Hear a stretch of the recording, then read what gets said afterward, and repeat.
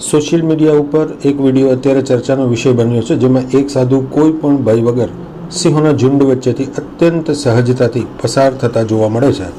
પ્રથમ દ્રષ્ટિએ આ દ્રશ્ય અદ્ભુત લાગે, પરંતુ ઝીણવટભરી તપાસ અને ફેક્ટ ચેક કરતાં સ્પષ્ટ થાય છે કે આ વિડીયો વાસ્તવિક નથી, પરંતુ આર્ટિફિશિયલ ઇન્ટેલિજન્સ એટલે કે AI દ્વારા જનરેટ કરવામાં આવ્યો છે. વિડીયોમાં દેખાતા સાધુનો પહેરવેશ સૌરાષ્ટ્રના પરંપરાગત સંત સમુદાયને મળતો આવે છે, પરંતુ તેમની આસપાસ વિહરતા સિંહોના શારીરિક લક્ષણો, મોંનો આકાર અને એમની જે છટા છે એ આફ્રિકન સિંહો જેવા જણાય છે. આ ટેકનિકલ તફાવત જ સાબિત કરે છે કે આ વિઝ્યુઅલ ડિજિટલ રીતે તૈયાર કરવામાં આવ્યા છે.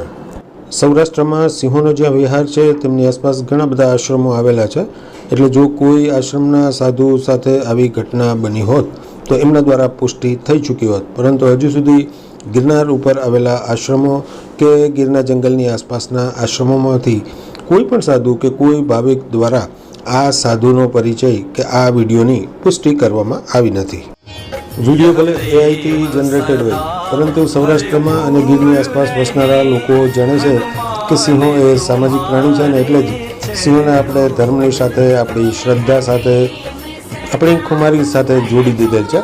અને એટલા માટે જ સિંહોના એટલા કિસ્સા છે કે ઘણી બધી વખત આપણને એવું લાગે કે સિંહોની આસપાસથી આવી રીતે પસાર થઈ જઈએ તો પણ સિંહો હુમલા કરતા નથી. અને તમે વન્ય કર્મચારીઓનો આ વિડીયો જુઓ, આ તો એકદમ સાચો વિડીયો છે, AIથી જનરેટ થયેલો નથી.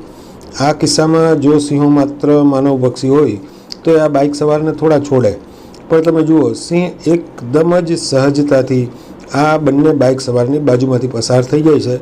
અને આ બંને બાઇક સવાર પણ તમે જુઓ કોઈ જ ડર વગર એકદમ જ સહજતાથી ત્યાંથી પસાર થાય છે. અને એટલે જ ભલે કેટલાક વિડીયો કાલ્પનિક હોય, ધર્મ અને શ્રદ્ધાના એંગલથી લોકોને એ સાચા જ લાગે છે. ઘણા બધા સાધુઓ જંગલમાં ધ્યાન કરતા હતા એવી પ્રાચીન કથાઓમાં તેમની આસપાસ વન્ય પ્રાણીઓ જોવા મળે છે, એટલે આવા કાલ્પનિક વિડીયો સાચા લાગે. પણ આ વિડીયો તમે જુઓ, આ બિલકુલ AIથી જનરેટેડ વિડીયો નથી. અને આમાં પણ તમે જુઓ કે આપણા ગુજરાતના જે સાધુ સંતો સિંહોને જ્યારે હંકારી રહ્યા હોય એવું આ દ્રશ્ય છે. પરંતુ તમને જણાવી દઉં કે વિદેશમાં અને ખાસ કરીને જે આફ્રિકા કે થાઈલેન્ડ કે આવા દેશો છે કે ત્યાં સિંહોને આવી રીતે હંકારી શકાય છે, એમની બિલકુલ નજીક જઈ શકાય છે. વિશ્વમાં કરોડો રૂપિયાનો કબ પેટિંગ ઉદ્યોગ સૌથી ક્રૂરતમ છે, જેમાં મોટાભાગના કિસ્સામાં સિંહો મનુષ્યો સાથે નજીક રહે એ માટે એમને બહુ અકુદરતી રીતે ટ્રેન કરવામાં આવે છે. સિંહના બચ્ચાને જન્મ્યાના થોડા જ દિવસોમાં તેની માતા પાસેથી છીનવી લેવામાં આવે છે, અને બચ્ચાઓને બોટલથી દૂધ પીવડાવીને માણસો દ્વારા જ ઉછેરવામાં આવે છે.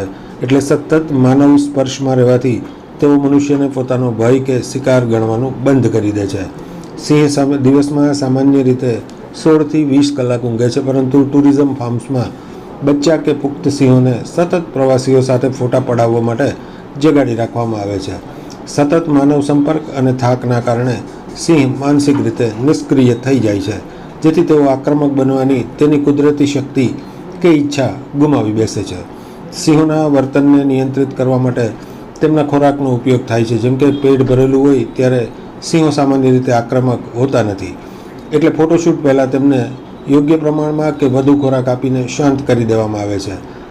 ચોક્કસ એક્શન કે પોઝ માટે ખોરાકની લાલચ આપવામાં આવે છે.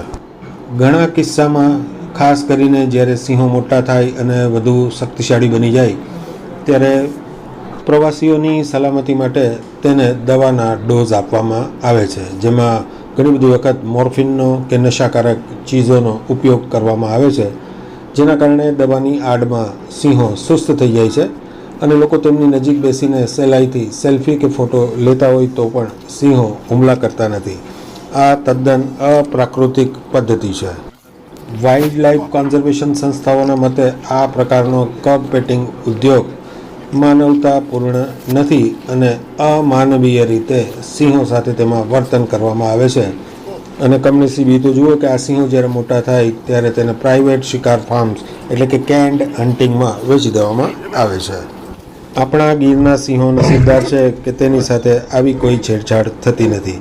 હા, કેટલાક કિસ્સામાં તેની સાથે જેમ તેમની પજવણી કરવામાં આવે છે, પરંતુ ઓવરઓલ જોઈએ તો ગીરના જંગલ અને તેની આસપાસ 400થી વધુ સિંહો વિહરતા હોવા છતાં મોટા ભાગે સિંહોનું કોઈ શિકાર થતો હોય કે સિંહોના અંગોને વેચવામાં આવતા હોય કે આ પ્રકારની ઘટનાઓ જવલ્લે જ બને છે. નથી બનતી એવું નથી, પરંતુ મોટાભાગે સિંહો સામાજિક પ્રાણી છે અને લોકો સિંહો સાથે અને સિંહો લોકો સાથે રહેવા માટે ટેવાઈ ગયા છે.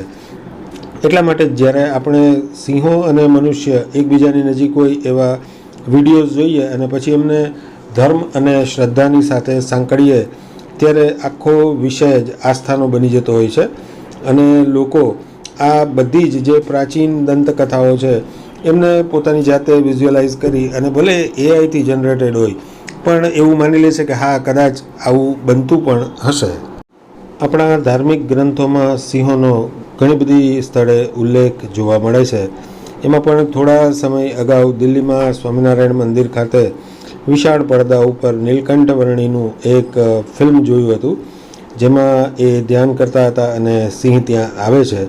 આ પ્રકારની પ્રાચીન કથાઓ આપણા ઘણા બધા ધર્મગ્રંથોમાં જોવા મળે છે કે આપણા સંતો જ્યારે એકાંતમાં લાંબો સમય સુધી જંગલમાં સુમસામ સ્થળોએ જ્યારે ધ્યાન કરતા હોય છે ત્યારે એ ધ્યાનમાં એટલા બધા લીન હોય છે કે સિંહો, દીપડા, વાઘ આ પ્રાણીઓ એમની નજીક આવી જાય આમ છતાં પણ તેમને તેમનો અહેસાસ થતો નથી. સિંહો હિંસક પ્રાણી છે એવું પૂરી દુનિયા માને છે, પરંતુ ગીર અને સૌરાષ્ટ્રમાં જુઓ, સિંહો માણસો ઉપર હુમલા કરે તો આપણે કેટલું બધું આશ્ચર્ય અનુભવીએ છીએ. કારણ કે આપણે તો એવું માનીએ છીએ કે સિંહોના માથા ઉપર હાથ ફેરવી શકાય અને સિંહો તો મનુષ્યને પોતાના પગ નીચે દબાવી રાખ્યા હોય એટલે કે મોતના મોઢામાં લઈ લીધા હોય તો પણ જો જરા સરખું એના પ્રત્યે ઉદારતા અને એમના પ્રત્યે જરા સરખી પણ મમત બતાવવામાં આવે તો સિંહો એમને છોડી દે છે.